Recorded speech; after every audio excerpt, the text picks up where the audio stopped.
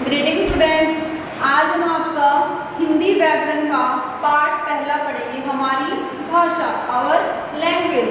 हमारी भाषा, भाषा क्या होती है उसके बारे में आज हम पढ़ेंगे, अच्छे से जानेंगे।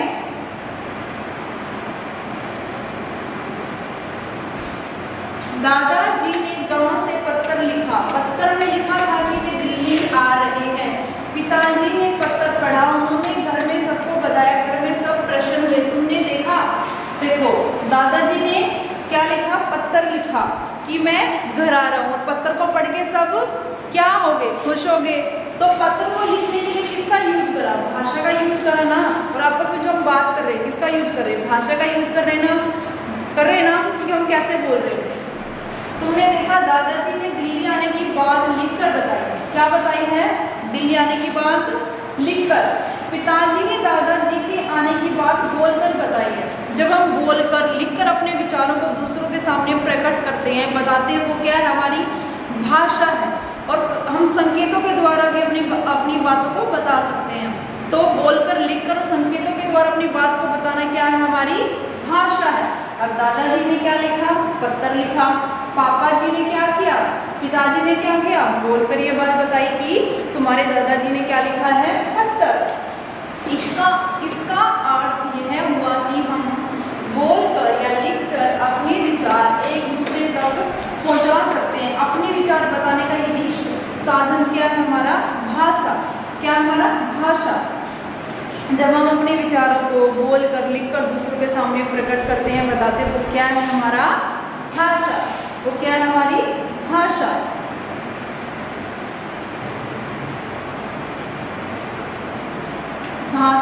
भाषा एक ऐसा साधन है जिसकी सहायता से हम अपने विचार बोलकर या लिखकर एक दूसरे तक पहुंचाते हैं। वही जो मैंने भी बताया कि भाषा एक ऐसा साधन है जिसकी सहायता से हम अपने विचार बोलकर, लिखकर दूसरों के सामने प्रकट करते हैं, पहुंचाते हैं। भाषा के हम बोलकर या लिखकर अपने विचार एक दूसरे तक पहुंचाते हैं। इस भाषा के दो रूप है। जब हम बोलकर या लिखकर अपनी बात किसी को बताते हैं, पहुंचाते हैं, तो इसके दो रूप है, मौखिक भाषा और लिखित भाषा। मौखिक मीन्स जो मैं भी बोल रही हूँ, और लिखित जो हम लिखते हैं, लिख के बताते हैं। मौखिक जो मैं भी बोल रही हूँ, मौखिक भाषा और लिखित भाषा। मौखिक भाषा में हम यह अपने विचारों को बोलकर बताते हैं। मौखिक भाषा में हम एक दूसरे के विचार सुनकर भी समझ सकते हैं। अब मैं कुछ बता रही हूँ, आप लोग सुन रहे हो ना, समझ रहे हो ना कि मैं क्या बता रही हूँ। तो ये क्या है, हमारी मौखिक भाषा। लिखित भाषा में हम अपने विचारों को लिखकर बताते हैं। लिखित भाषा में हम एक दूसरे विचार पढ़कर भी समझ सकते हैं। अब मैंने कुछ लिखा, आप लोगों ने तो पढ़ा ना, वो आपने मौखिक भाषा का यूज करा, और मैंने लिखित भाषा का। तो हम बोलकर, लिखकर, पढ़कर एक दूसरे के विचारों को समझ सकते हैं, अपनी बात को बता सकते हैं।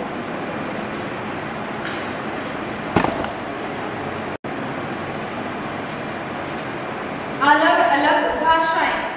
क्या तुम जानते हो कि अलग अलग स्थानों पर अलग अलग भाषाएं बोली जाती हैं? बिल्कुल। देखो, हम हरियाणा में रहते हैं तो हम क्या बोलते हैं, हरियाणवी भी बोलते हैं, हिंदी भी बोलते हैं, इंग्लिश भी बोलते हैं। तो मेरे हरियाणा में रहने वालों की कौन सी भाषा है, हरियाणवी। ऐसे ही इंडिया में, भारत में 29 स्टेट है, 29 राज्य है जिनकी अलग अलग भाषाएं हैं। सबकी क्या है, अलग अलग भाषाएं। लेकिन हमारी राष्ट्रीय भाषा कौन सी है, हिंदी। वैसे हमारे पूरे देश में 22 भाषाएं हैं, लेकिन हमारी कौन सी भाषा है, राष्ट्रीय भाषा कौन सी, हमारी हिंदी। जम्मू और कश्मीर के लोग कश्मीरी भाषा में बात करते हैं। जो जम्मू और कश्मीर में लोग रहते हैं, उनका ये तो पहनावा होता है, और वो कौन सी भाषा का यूज करते हैं, कश्मीरी। चेन्नई के लोग तमिल में बात करते हैं। चेन्नई के लोग है जो, वो कौन सी में बात करते हैं, तमिल में। तो उनकी भी अलग भाषा हुई।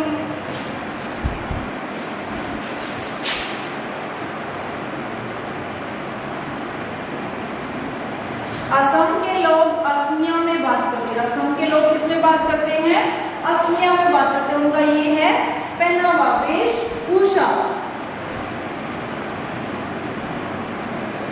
बिहार और झारखंड के लोग हिंदी भाषा में बात करते हैं। जो बिहार के लोग और झारखंड के लोग हैं, वो कौन सी भाषा में बात करते हैं, हिंदी भाषा में। पंजाब के लोग पंजाबी में बात करते हैं। पंजाब के जो लोग हैं वो कौन सी भाषा उनकी, पंजाबी।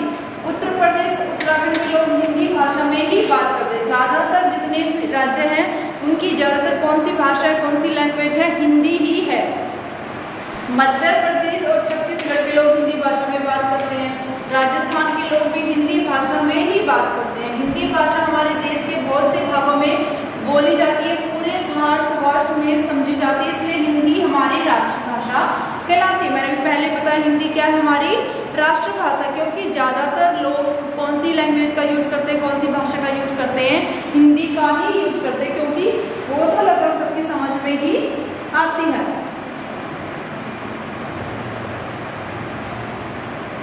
अब हम अभ्यास करेंगे बोलने की बारी, मौखिक कौशल, बोल बोल कर पढ़ो और याद करो। साधन, माध्यम। साधन हमारे पास कौन सा साधन है, कौन सा मीडियम है, प्रकट करना, टू एक्सप्रेस, अपने विचारों को बताना। मौखिक भाषा, ओरल लैंग्वेज, राष्ट्रभाषा, नेशनल लैंग्वेज। हिंदी क्या हमारी नेशनल लैंग्वेज है। विचार, थॉट, या अपने थॉट को, विचारों को कैसे प्रकट करते हो। भाषा, लैंग्वेज, लिखित भाषा, रिटन लैंग्वेज। लिखित भाषा मीन्स रिटन लैंग्वेज। नेक्स्ट, लिखने की बारी, लिखित कौशल। उचित शब्द चुनकर खाली स्थान भरो। मौखिक भाषा में हम अपने विचार प्रकट करते हैं। अब मौखिक भाषा में अपने विचार क्या करोगे, आप बोलकर ही प्रकट करोगे ना, बोलकर। लिखित भाषा में हम अपने विचार डैश प्रकट करते हैं, लिखकर। लिखित भाषा में अपने विचार कैसे प्रकट करोगे, लिखकर। लिखकर ही तो बताओगे ना। मौखिक भाषा में हम बोलने या डैश का सहारा लेते हैं। मौखिक भाषा में आप बोलकर, या फिर मौखिक भाषा में हम बोलने या डैश का सहारा लेते हैं, सुनने का सहारा। लिखित भाषा में हम लिखने या डैश का सहारा लेते हैं, पढ़ने का सहारा। अब लिखित भाषा में क्या लिखा हुआ है, आप पढ़ के तो देखोगे कि वो क्या लिखा हुआ है।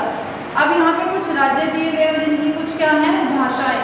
मध्य प्रदेश की क्या है, हिंदी। मध्य प्रदेश की कौन सी भाषा है, हिंदी। चेन्नई की कौन सी है, तमिल। चेन्नई की कौन सी भाषा है, तमिल। जम्मू कश्मीर की कौन सी है, कश्मीरी। पंजाब की कौन सी है, असमिया। पंजाब की कौन सी है, पंजाब की कौन सी है, पंजाबी। असम की कौन सी है, असमिया। हम दोबारा से पढ़ेंगे। मध्य प्रदेश की कौन सी है, हिंदी। चेन्नई की कौन सी है, तमिल। चेन्नई की कौन सी है, तमिल। जम्मू कश्मीर की कौन सी है, कश्मीरी। असम की असमिया। पंजाब की पंजाबी। पंजाब की पंजाबी।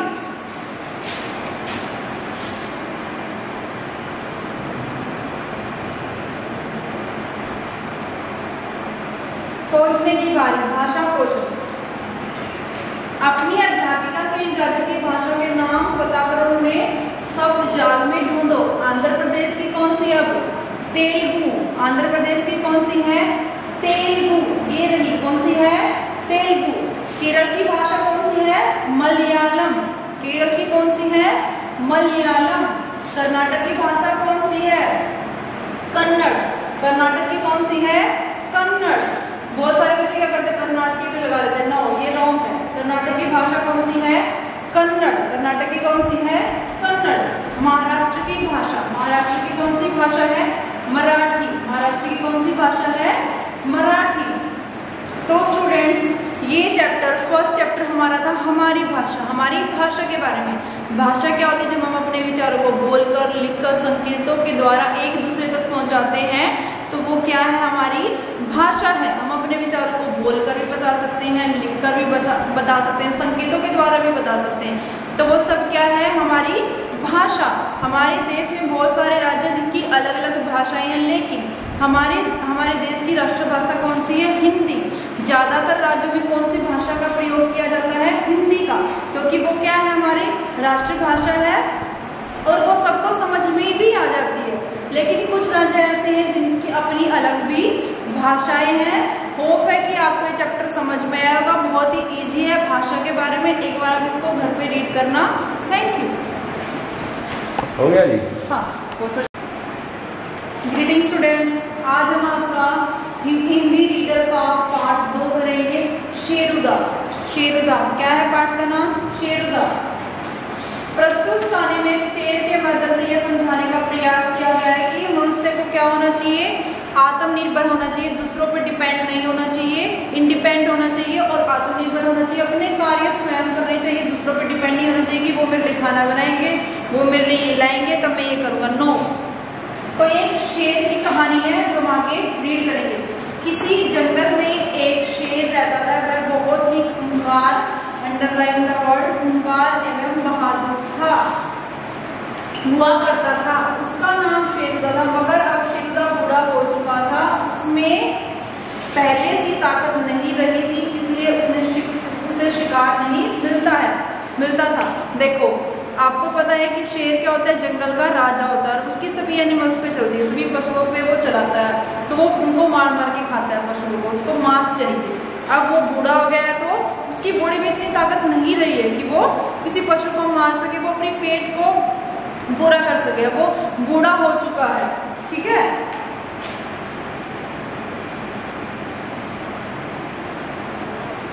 उसमें पहले से ताकत नहीं रही थी, इसलिए उसने शिकार नहीं मिलता था। जंगल के अन्य पशु उसके भोजन का प्रबंध करते थे। अंडरलाइन का वर्ड प्रबंध। प्रबंध मतलब जो अन्य पशु थे, जंगल के जानवर थे, वो उसके लिए क्या करते थे? भोजन लाते थे, क्योंकि वो तो बूढ़ा हो चुका था लेकिन उसका खौफ अभी भी था।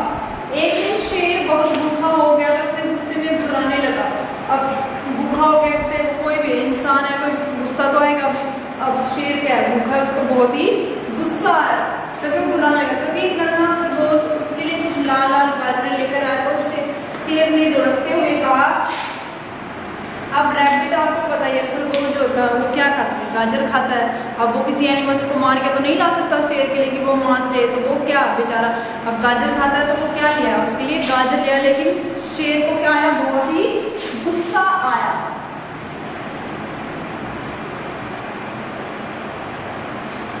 उसने कहा कि गाजर मेरा भोजन नहीं है। तभी एक मिट्ठू तोता वहां आम लेकर आया और शेरुदा से आम खाने के लिए कहा। शेरुदा फिर चिल्लाया, अंडरलाइन द वर्ड चिल्लाया, आम ये तो तोते खाते हैं, मुझे तो मांस चाहिए। अब खरगोश क्या लेके आया था? गाजर लेके आया था, क्योंकि वो खाता ही गाजर है। वो पशु को मार के कहाँ से लेके? छोटा सा तो खरगोश होता है बेचारा, वो कैसे मार के लाए? अब तोता क्या लाएगा? तोता आपको पता ही है, मिर्च खाता और फ्रूट खाता, पेड़ों पे रहता है, तो वो उसके लिए आम लिया। लेकिन शेर को फिर से गुस्सा आया कि ये कोई मेरा भोजन है, ये क्या लिया यार? आम कोई खाने की चीज है मेरे लिए मुझे मांस चाहिए, मांस लेके आओ। तभी एक बंदर वहां कुछ दाने मूंगफली के लेकर आया, तो शेरुदा को फिर गुर्राया। शेरुदा फिर से क्या हुआ? गुर्राया। अंडरलाइन द वर्ड गुर्राया। शेर को फिर से क्या आया? बहुत गुस्सा है कि ये मूंगफली के दाने लिया, मैं ठहरा मांस खाने वाला, मेरे लिए क्या ला रही हूँ? नहीं, ये सब मैं नहीं खाऊंगा। उसने क्या कहा कि मैं ये सब नहीं खाऊंगा। शेरुदा कहता रहा, मुझे मेरा शिकार चाहिए, मैं तुम सबका भोजन गाजर, आम और मूंगफली नहीं खाऊंगा। शेरुदा ने कहा कि तुम्हारा सबका भोजन है, मेरा भोजन नहीं है, मैं ये नहीं खाऊंगा। मुझे क्या चाहिए? मेरा मांस ही चाहिए, मैं तो मांस ही खाऊंगा और मुझे ताजा मांस चाहिए रखा। तभी मूंगफली नहीं खाऊंगा। तभी शेरुदा की शेरनी ने कहा, तभी शेरनी सुनी, उसने कहा, मेरे पास ताजा मांस रखा है, खाओ। शेरनी की बात सुनकर शेरुदा खुश हो गया, जल्दी जल्दी मांस लाने को कहा। अब शेरनी ने क्या कहा? शेरुदा को, मेरे पास ना ताजा मांस रखा, खाओगे? वो बहुत खुश होगा, वो मेरे को तो मांस मिल गया। तभी शेरनी ने ताजे मांस का टुकड़ा दिया और उसने भरपेट भोजन किया। जब वह गुफा में जा रहा था तो शेरनी ने कहा, दूसरों के भरोसे, अंडरलाइन द वर्ड भरोसे, दूसरों के भरोसे मत रहो, अपना भोजन स्वयं तलाश करो। अंडरलाइन द वर्ड स्वयं और तलाश, कि अपना भोजन स्वयं तलाश करो। स्वयं मतलब खुद। सबको अपना काम करना चाहिए, आत्मनिर्भर होना विशेष गुण है। अंडरलाइन द वर्ड आत्मनिर्भर। अब शेरनी को क्या समझाती है? देखो, हमें लाइफ में हमेशा इंडिपेंडेंट होना चाहिए, खुद पे डिपेंड होना चाहिए, दूसरों पे डिपेंड नहीं रहना चाहिए। अगर आप दूसरों पे डिपेंड रहोगे तो आप कभी कुछ नहीं कर पाओगे, ना ही आप अपनी लाइफ में आगे बढ़ पाओगे। अब शेर है, वो ठहरा मांस खाने वाला, लेकिन वो अब क्या होगा? बूढ़ा होगा तो वो दूसरों पे डिपेंड है कि मेरे लिए कुछ लाएंगे। लेकिन अब छोटे छोटे एनिमल है जो जैसा जो खाता उसके लिए लिया, लेकिन वो क्या खाता लेकिन उसको शेरनी ने समझाया कि हमें क्या बनना चाहिए, आत्मनिर्भर बनना चाहिए, खुद पर निर्भर होना चाहिए, दूसरों पर निर्भर नहीं होना चाहिए, और ये आर्मी में विशेष गुण होना चाहिए। तो हमें इस पाठ से ये सीख मिलती है कि हमें दूसरों पर डिपेंड ना हो, कि हमें खुद पे डिपेंड होना चाहिए, आत्मनिर्भर होना चाहिए, अपने कार्य स्वयं करने चाहिए। ये नहीं कि आलसू की तरह पड़े रहे कि आप ये कर दो, मम्मा आप मेरा ये कर दो, पापा ये कर दो। अपने कार्य स्वयं करने चाहिए और आत्मनिर्भर बनना चाहिए।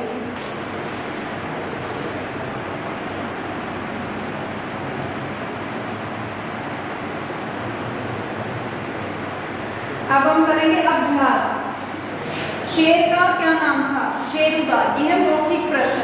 शेर का क्या नाम था? शेरुदा। शेरनी ने शेर को क्या खाने को दिया? क्या दिया था? मांस का टुकड़ा। तोता क्या लाया था? आम लाया था। क्या लाया था? तोता आम।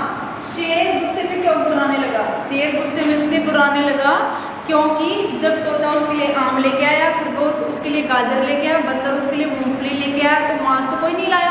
तो शेर को क्या हो गया? बहुत ही गुस्सा आ गया। तो गुस्से में क्या लगा? गुर्राने लगा। लिखित प्रश्न। शेर अपना, अब हम करेंगे लिखित प्रश्न। शेर अपना भोजन खुद क्यों नहीं लाता था? शेर अपना भोजन खुद क्यों नहीं लाता था? क्योंकि वह अब बूढ़ा हो चुका था, उसमें वो ताकत नहीं रही थी, इसलिए वह अपना भोजन खुद नहीं लाता था। बंदर शेर के लिए क्या लाया था? क्या लाया था बंदर शेर के लिए? मूंगफली। मूंगफली के कुछ दाने। मनुष्य को कैसा बनना चाहिए? मनुष्य को कैसा बनना चाहिए अभी बताया मैंने। मनुष्य को इंडिपेंडेंट बनना चाहिए, आत्मनिर्भर बनना चाहिए, खुद पे ही निर्भर रहना चाहिए, दूसरों पर निर्भर नहीं होना चाहिए, और अपने कार्य स्वयं करने चाहिए। शेर ने आम को किसका भोजन बताया? किसका भोजन बताया? तोते का, क्योंकि वो तोता ही लाया था। तोता क्या खाता है? आम वगैरह खाता है, फ्रूट्स खाता है, वो पेड़ों पे रहता है। तो आम किसका भोजन बताया था? तो शेर ने तोते का। दिए गए प्रश्नों के लिए उत्तर का सही विकल्प चुनिए और टिक का निशान लगाइए। शेरुदा कौन था? शेर था। लाल गाजर कौन लाया था? खरगोश। शेरुदा क्या खाना चाहता था? मांस। क्या खाना चाहता था वो? मांस खाना चाहता था।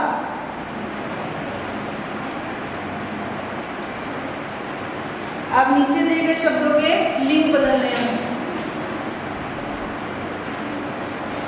लिंग आपको पता नहीं क्या होते हैं? आपने फर्स्ट क्लास में पढ़े होंगे। शेर, शेरनी। मुर्गा, मुर्गी। मोर, मोरनी। बंदर, बंदरिया।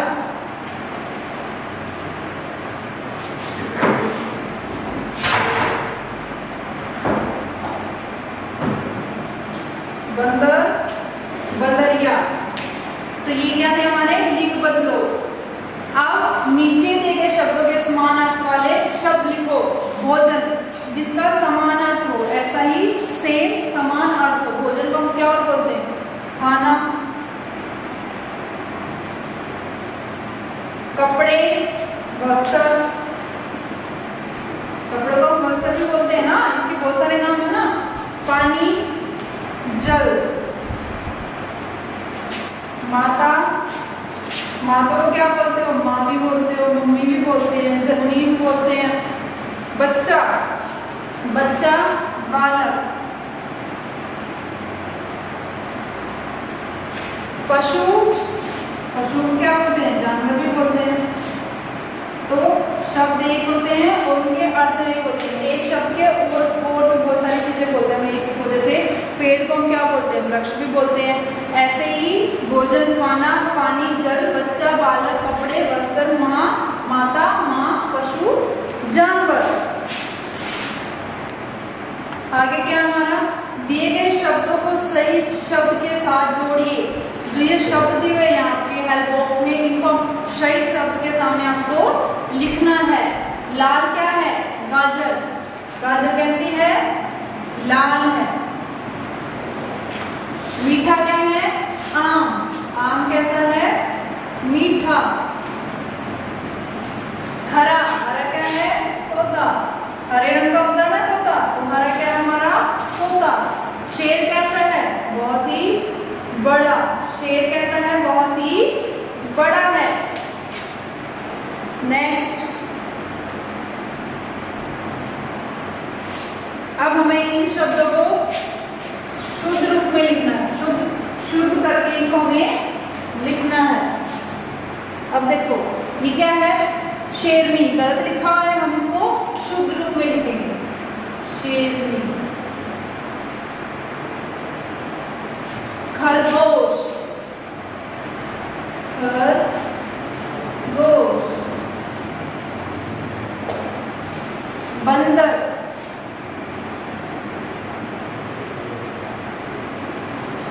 तोता। तोता होता है या तोता होता है? तो हम लिखेंगे तोता। हमने इनको किस में लिखा? शुद्ध रूप में। अब आपको उचित मिलान करना, जो हमने पाठ अभी रीड करा था शेर का, ये उसी में से कुछ शब्द देंगे जिनका आपको उचित मिलान करना है। तोता, हरा, मीठा, आम, गाजर, खरगोश, शेरनी, मांस, भूखा, शेर। शेर क्या था? भूखा था। तोता हरा है और मीठा आम है, और गाजर को लेके आया था खरगोश, और शेरनी क्या लेके आई थी? मांस।